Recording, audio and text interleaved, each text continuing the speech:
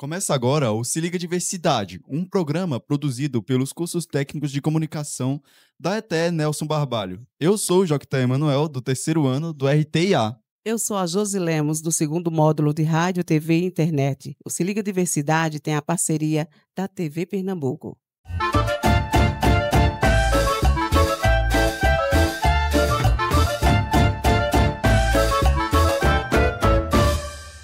Vamos falar hoje da adultização de crianças e adolescentes nas redes sociais. E mostrar também o talento do Kim, estudante do segundo ano aqui da ETE Nelson Barbalho. E aí, Kim, essa paixão pelo baixo? Essa paixão pelo baixo eu acabei tendo, né? Através de 2020, no caso, começou essa paixão. E foi isso, eu acabei começando por um anime, né? Que no caso se chama K-On! É um anime de idols, assim, que os personagens montaram uma banda. E daí eu acabei escutando melhor o som do baixo e acabei me apaixonando, assim, pelo instrumento. Traz uma palhinha pra gente do seu baixo.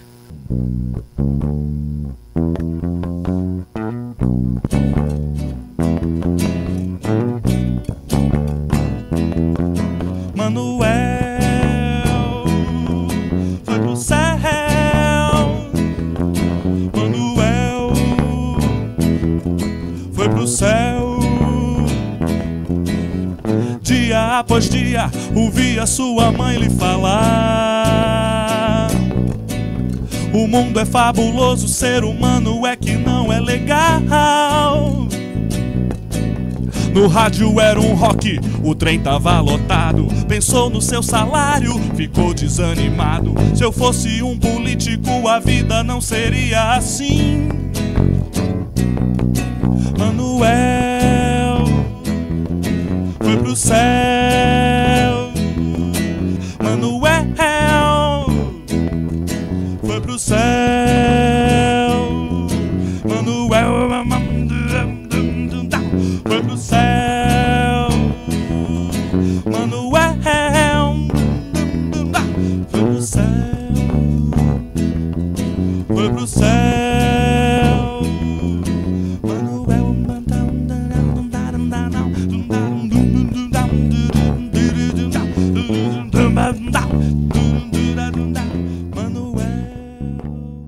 Bom, e quem vai fazer uma apresentação agora ao lado de Kim é o professor Gilvan Noblat. Cara, e esse talento com baixo aí do salão? eu fico muito feliz, porque assim, eu sou apaixonado por música, eu acho que a música acaba unindo a gente, a música acaba juntando a gente. Então, Kim me ajuda muito, nós temos o grupo de teatro aqui, e Kim tá fazendo as bases todas musicais, as trilhas sonoras, então a gente vai se ajudando porque a gente tá fazendo tudo ao vivo, né? Fazendo tudo com a mão de obra que a gente tem, e para o professor é a maior alegria do mundo. Tinha uma professora minha que dizia assim: a alegria do professor é a competência do aluno. Então, quando a gente vê alguém arrasando como Kim tá arrasando no baixo, a gente só fica muito feliz, e a gente explora mesmo, bota pra fazer os trabalhos todos junto com ele. Hoje é você quem está sofrendo, amor. Hoje sou eu quem não te quer. O meu coração já tem um novo amor. Você pode fazer o que quiser. Você jogou fora o amor que eu te dei, os sonhos que sonhei. Isso não se faz. Você jogou fora a minha ilusão, a louca paixão. É tarde demais, que pena. Que pena. Agora vamos entrar em um assunto sério: adultização, erotização de crianças e adolescentes na internet. Após denúncias do influenciador Felca sobre o algoritmo P de pedofilia, P de predador e pedófilo, o assunto ganhou repercussão nacional, ajudou a endurecer as leis. Confira a primeira parte do videocast Baião de Ideias. As estudantes Islane e Regine, do terceiro RTI, conversam com especialistas no assunto. O que é adultização de crianças e adolescentes. Eu falo assim porque muitos pais, eles estão imersos nas redes sociais, na internet, mas não têm ideia da proporção que tomam a adotização de crianças, tanto mental como na vida da família inteira.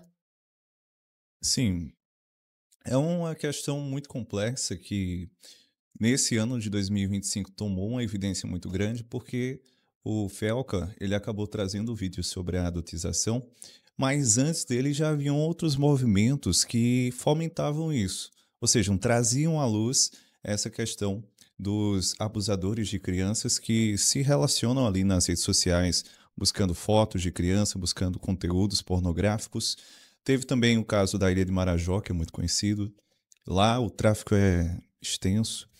Mas sobre a adotização, basicamente, é o processo de acelerar a infância de uma criança, de um adolescente, através de um processo traumático.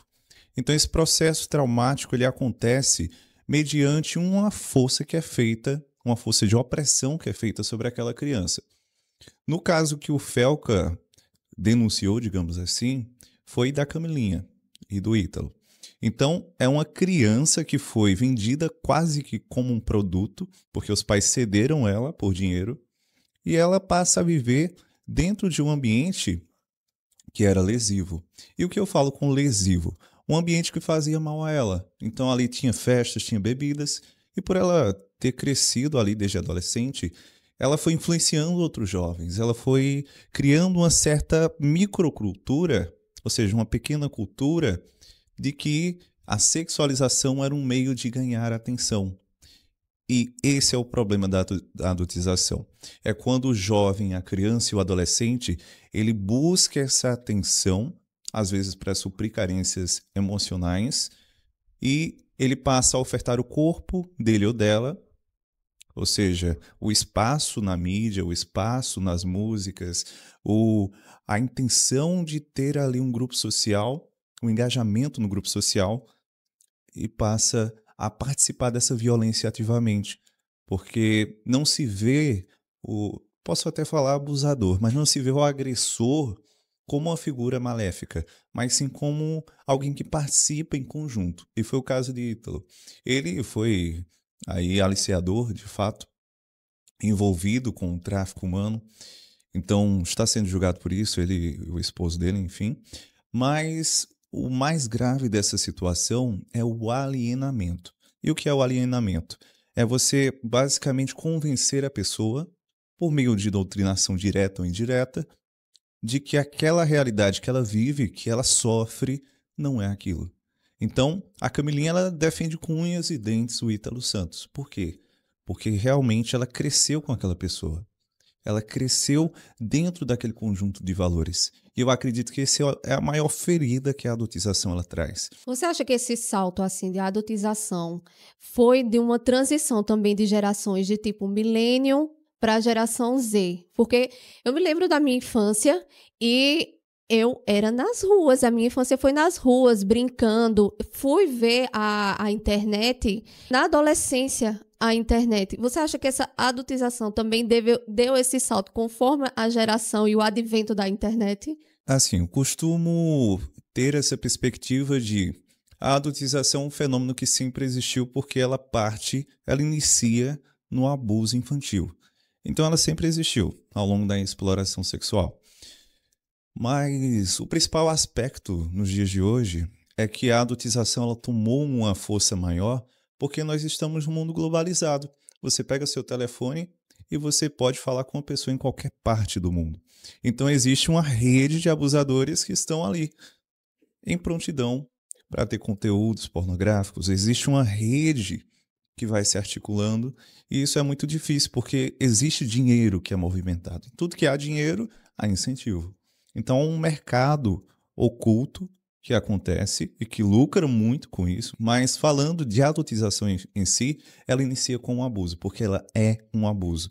Você retira a criança de um processo natural fisiológico para viver um processo de sexualização, ou seja, um processo que ela não estaria preparada para viver. Então, é uma agressão à vida da criança. Como é que faz para conscientizar os pais em relação a isso? Porque muitos pais ficaram... Eu não estou sabendo disso, eu não sabia que tinha uma rede de crimes por trás da adultização. Como a gente se conscientiza de algo? Ou a experiência, ou o conhecimento a priori. Ou seja, prevenção é você dizer, olha, isso aqui existe essa possibilidade, pode acontecer o crime com seu filho e sua filha. Mas por que eu falo que não existe uma conscientização efetiva? Ela é um processo lento. Ou seja, é preciso que haja realmente o espanto, que a pessoa veja que existem pessoas com má intenção. É preciso que a pessoa veja o quão horrendo é isso. E como ela vê isso? Justamente com esses casos que ficam à tona. Por que chama tanta atenção? Se os pais eles não têm consciência do perigo, eles precisam de exemplos. Então, a campanha de prevenção é justamente mostrar existem tais casos que infelizmente aconteceram e a gente quer que não volte a acontecer. A conscientização ela não é imediata, ela é um processo que vai acontecendo. Então, ao meu ver, é importante que haja esse assombramento. Não sei nem se essa palavra existe, mas é importante que haja esse assombro, porque através desse medo que surge, eu paro para pensar e digo, poxa, eu tenho que agir sobre isso. Foi o filho de alguém, foi uma filha de alguém, e amanhã pode ser meu filho ou minha filha. Então, se os pais não estão sabendo que seus filhos estão em perigo, é porque talvez eles ainda não tenham essa consciência de que eu preciso cuidar. Claro, não estou culpabilizando os pais. Existem várias situações, vulnerabilidades sociais, de tempo, enfim, sociais, sociodemográficas e tal. Mas eu acredito que há necessidade de aproximação. A intimidade familiar, ela tem sumido. Eu vejo jovens, adolescentes, crianças que entram no seu quarto, quando chegam da escola, almoçam no quarto, jantam no quarto, e há uma perca da intimidade. Então, o que é família? O que é família? Fazer parte também, né, da criança. A vulnerabilidade social também é outro fator que é uma ótica para adultização e erotização. É uma questão difícil, mas tratando de uma maneira mais aberta, digamos nesse caso da mãe solo, que realmente não tem aquela disposição afetiva, uma disposição mental, de fato, porque há um gasto mental muito grande de ter várias situações para lidar no dia a dia, eu acredito que é importante, sim, a criança ela ter um acesso limitado, mas é importante também, nesse caso da composição familiar, perceber quais são as prioridades. Porque para que aquele filho ele seja gerado, por mais que seja incidental, algumas vezes acidental, digamos assim, há uma construção e uma organização de rotina. Então, a mãe ou pai, seja lá como for essa configuração familiar, ela precisa ter uma adaptação de rotina. Então, como é a rotina dessa família? A criança ela fica muito tempo sozinha, mas por que fica? Então, certo, existe uma sobrecarga, existem situações, mas dentro de prioridades não se pode dar espaço à negligência. Bom, Kim, você já tem uma banda virtual, né? E como andam os seus projetos, cara? No caso, a minha banda virtual, ela ainda tá encaminhando, né? E eu tô também com uma banda, querendo montar uma banda. Guitarristas e bateristas e vocalistas de Caruaru. Se quiser falar comigo, se me achar na rua, qualquer coisa, estamos procurando para fazer covers de músicas de anime para eventos como, por exemplo, a Binog. Agora vamos rapidinho ao intervalo ao som de Kim e Gilvan.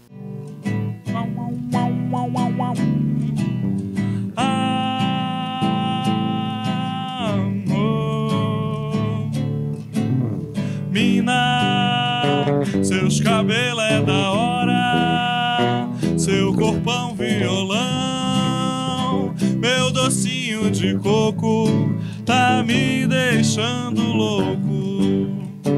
Minha Brasília amarela tá de portas abertas pra mod a gente se amar, pelados em Santos.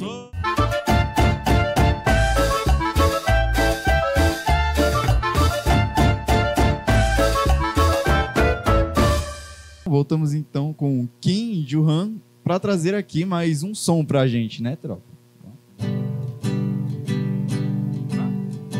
Quando não tinha nada, eu quis. Quando tudo era ausência, esperei. Quando tive frio, tremi. Quando tive coragem, liguei. Quando chegou carta, abri. Quando ouvi Prince, dancei. Quando o olho brilhou, entendi. Quando criei asas, voei. Quando me chamou, eu vim. Quando dei por mim, tava aqui. Quando lhe achei, me perdi. Quando vi você, me apaixonei. Amar a Zaya, sonhei. Zaya, Zaya, aí, engado, mãe.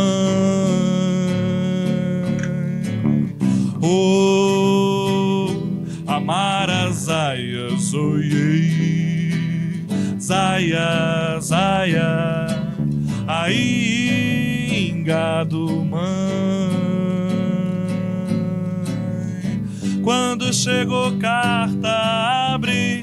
Quando ouvi Elsa, dancei. Quando o olho brilhou, entendi. Quando criei asas, voei. Quando me chamou, eu vim. Quando dei por mim, tava aqui. Quando lhe achei, me perdi. Quando eu vi você, me apaixonei.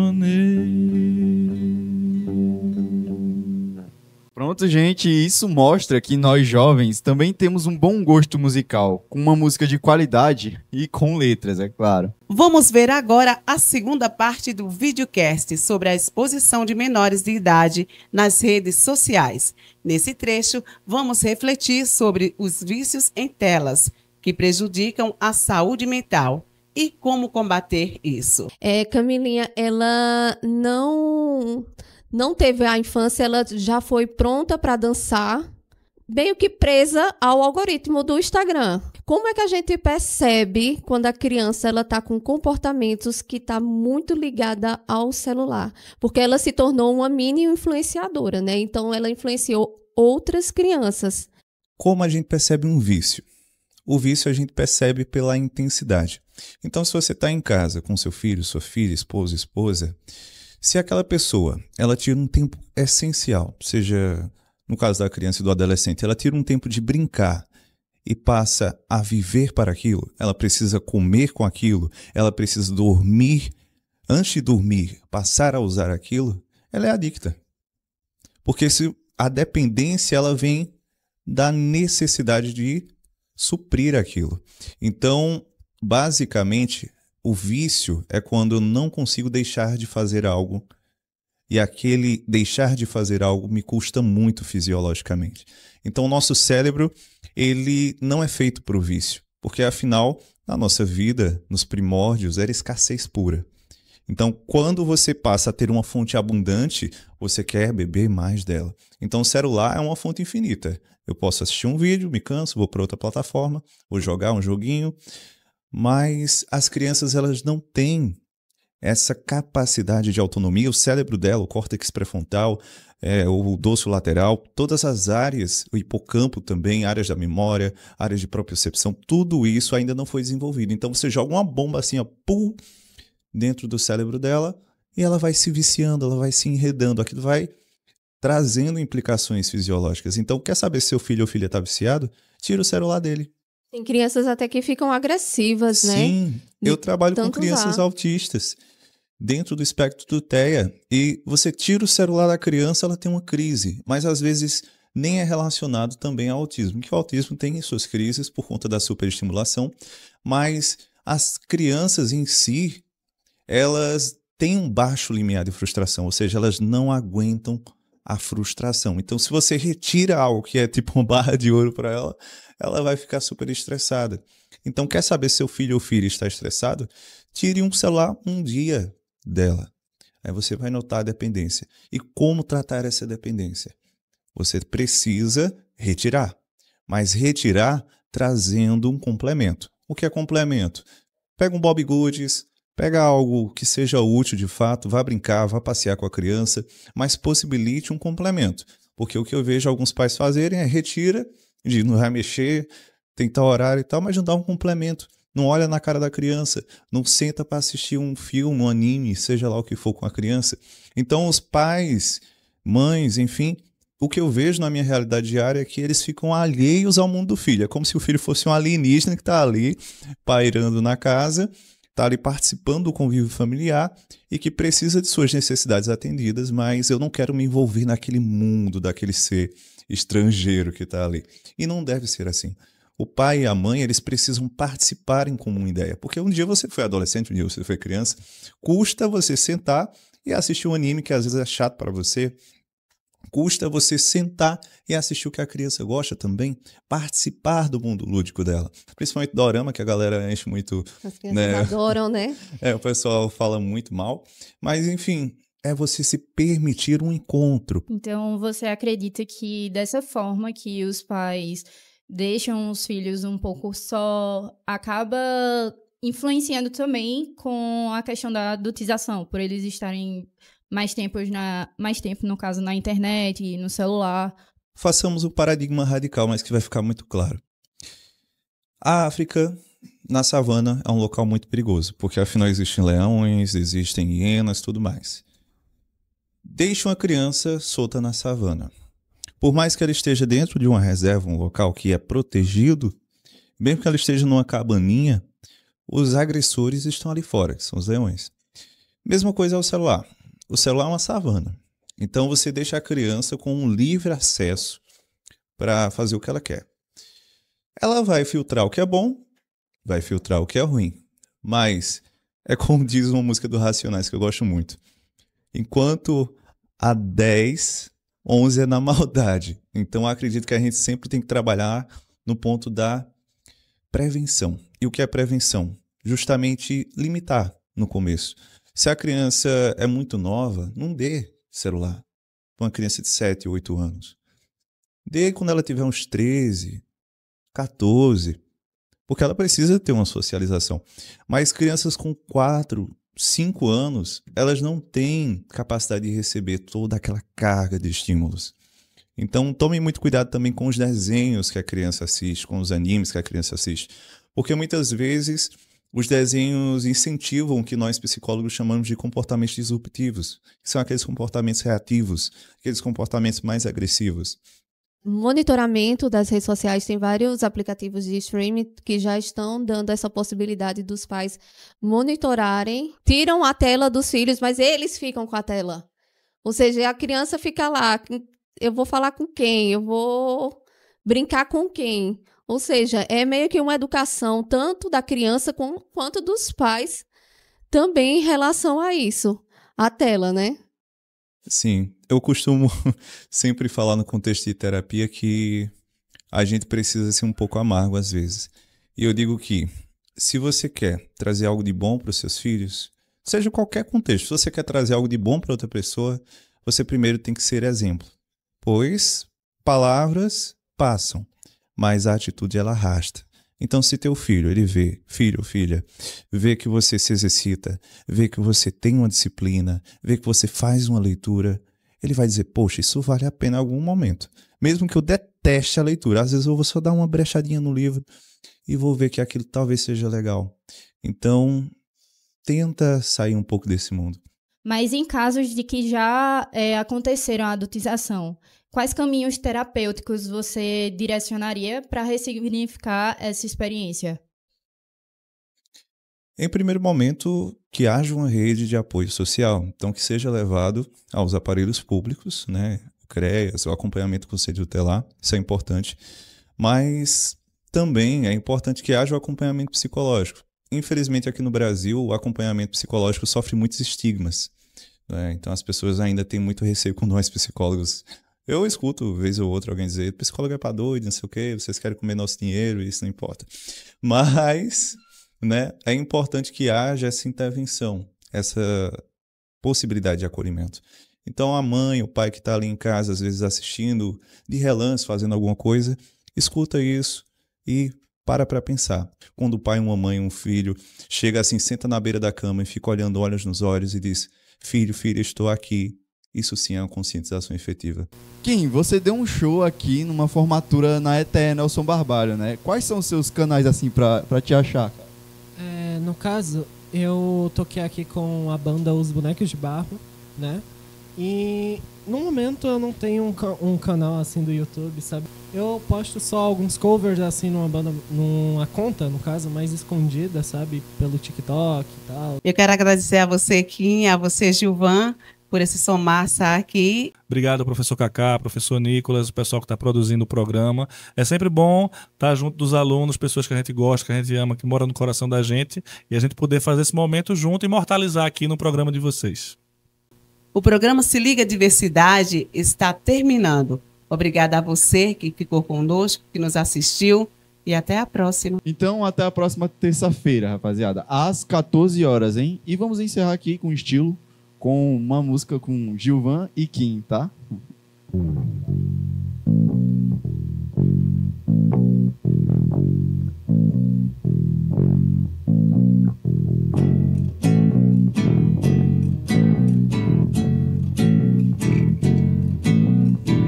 Uma luz azul me guia, com a firmeza e os lampejos do farol.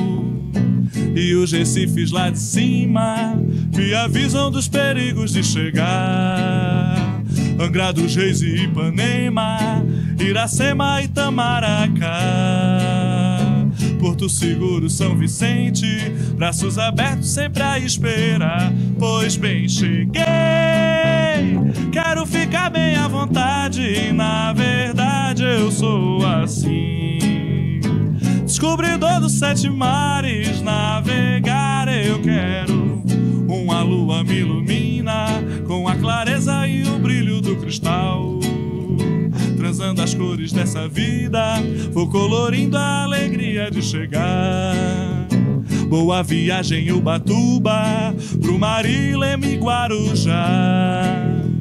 Praia Vermelha, Ilha Bela, braços abertos sempre a esperar. Pois bem, cheguei, quero ficar bem à vontade. Na verdade eu sou assim, descobridor dos 7 mares, navegar eu quero. Se me levam, eu vou.